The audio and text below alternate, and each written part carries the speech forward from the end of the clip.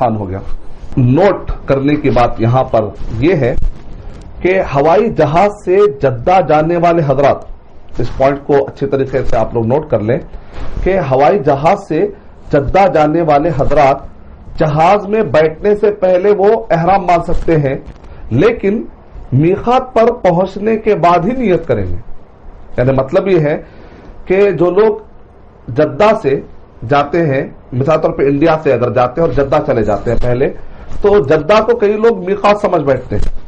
اس بات کا خاص طور سے خیال رکھیں، جدہ میقات نہیں ہے. جدہ سے آدھا گھنٹہ پہلے یلملم آتا ہے.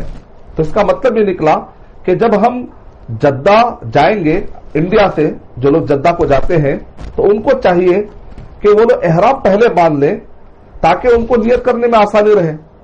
لگ بھگ آدھا گھنٹہ پہلے آپ کو نیت کرنی پڑتی ہے جدہ آنے سے پہلے.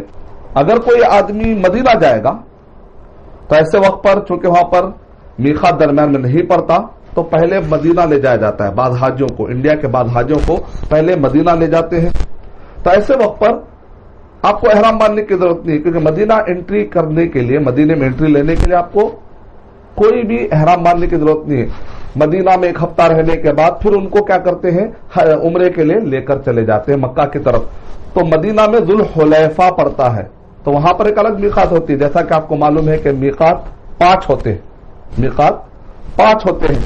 تو ایک میقات جدہ کے راستے سے جب آپ جاتے ہیں تو یلملم، اور جو لوگ مدینہ کی طرف سے مکے کی طرف جاتے ہیں عمرہ کرنے کے لیے یا حج کے لیے، تو ان کے درمیان میں جو میقات پڑتے ہیں وہ ذوالحلیفہ ہے.